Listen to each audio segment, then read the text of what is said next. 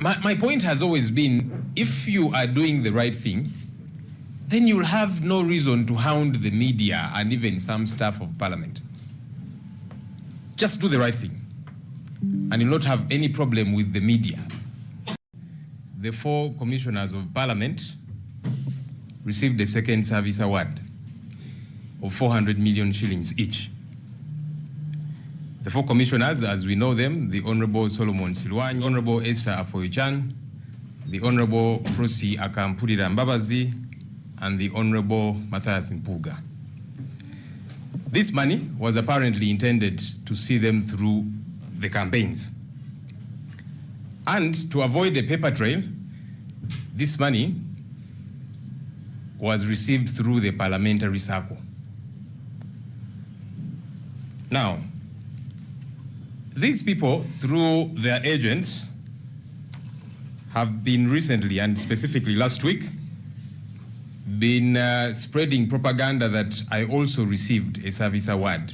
Some of you probably saw those things. Now, this is completely false, and it is meant to be a cover-up for this second service award that the commissioners gave themselves. Look, even if they sent any such money to my account, I will direct my bank with immediacy to return that money to the sender. Why? Because such under-the-table money is illegal, it is irregular. This is a point that I've made severally. As we have said time and again, if any of these commissioners want to be awarded, and I've had some of them say former leaders have been awarded, former vice presidents, prime ministers, and so on, let them bring an amendment to the law. We have a law called Emoluments and Benefits of the President, Vice President, and Prime Minister. When those people leave office, there are benefits which they get. So if any of these commissioners want to also receive some kind of benefit, why don't they bring an amendment to that law so that we debate it publicly, as opposed to doing things surreptitiously and under the table? You see also, the former leaders that they keep referring to did not sit among themselves and decide to give themselves money, as these commissioners keep doing. That's one difference. This is a law that was passed in 2010 by the then Parliament, the Emoluments and Benefits of the President, Vice President, and Prime Minister.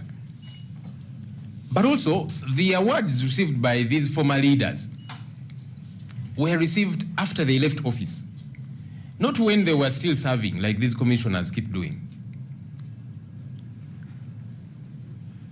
And you see, that's why even media houses are being hounded out of Parliament today, because of the many ills that keep happening here. When we talked about the First Service Award and the corruption here at Parliament, I know for a fact some media houses were threatened, some staff of Parliament were threatened because they were thought to be the ones giving this information to us, and this continues to happen.